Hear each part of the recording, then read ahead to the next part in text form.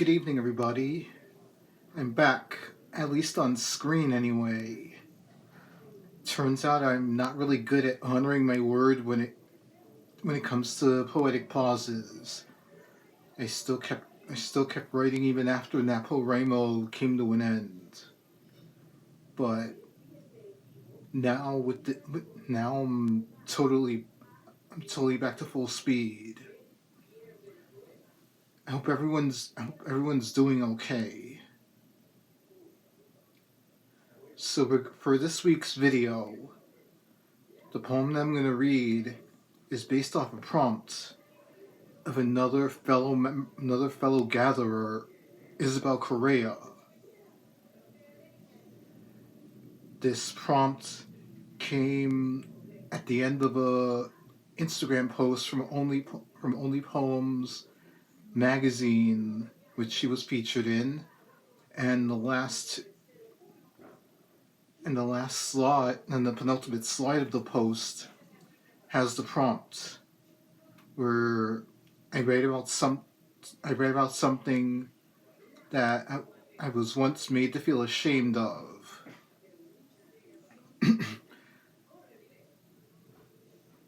And this is my response to the prompt. In my defense, I don't stay quiet on purpose. Silence comes from a speech impediment where I stutter, stammer, and sputter. Every word I say as if I hit the brakes. My silence causes great frustration. As when I do speak, I get defensive. All that comes out is negativity, poisoning the air with a lack of self-worth. I accept the fact that I'm quiet. I want to be heard in a positive way, to think my words through, from my mind out to my mouth. I'm trying to build up my confidence to speak without feeling shame or cringe whenever I press play at the sound of my voice. As much as I like to write, I have a voice and vocal cords too.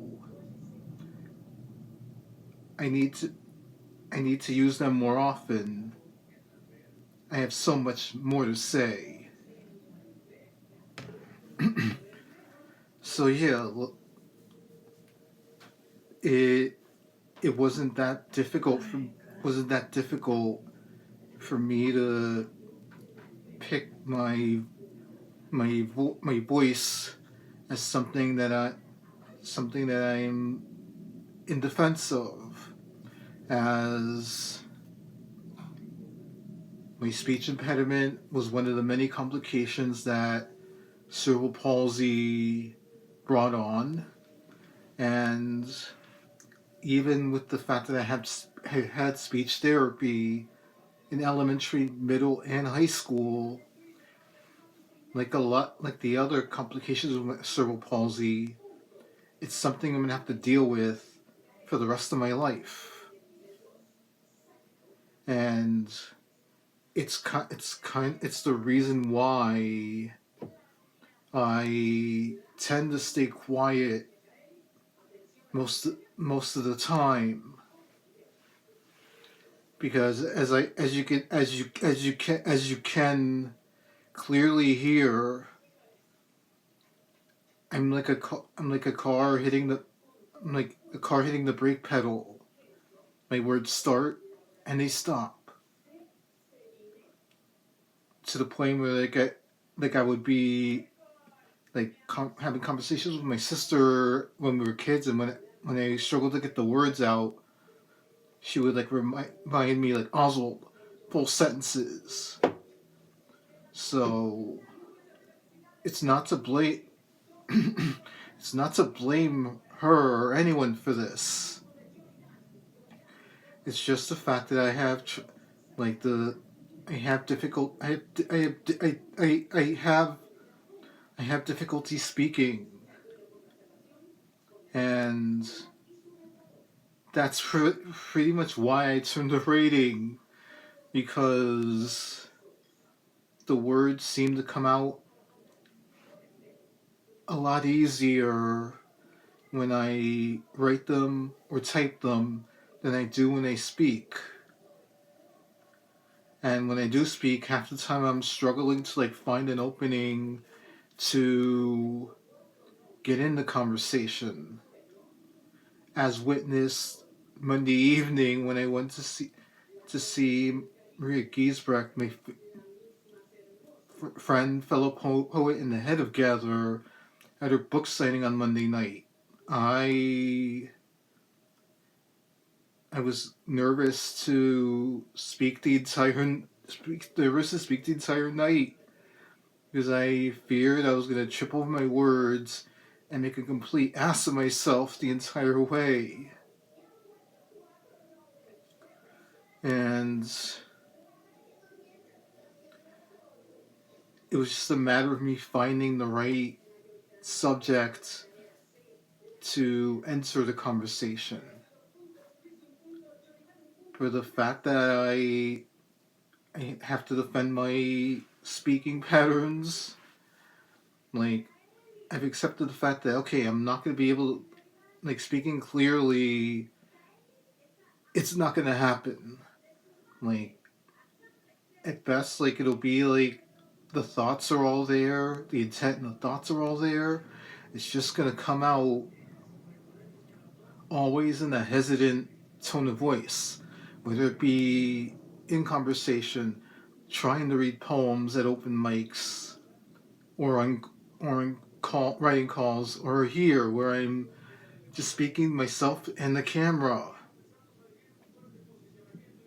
There's always going to be a degree of hesitancy in every word that comes out of my mouth,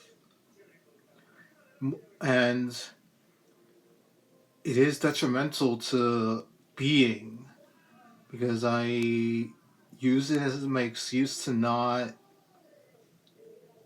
to like hold myself back and not be personable. Like it's one of my crutches to keep myself small, even though I do my best to fight my impediments. It's always going to be a part of me. Like, there's no two ways about it. But I have my voice, and I'm gonna try to use it as much as I can, even if it doesn't come out cleanly,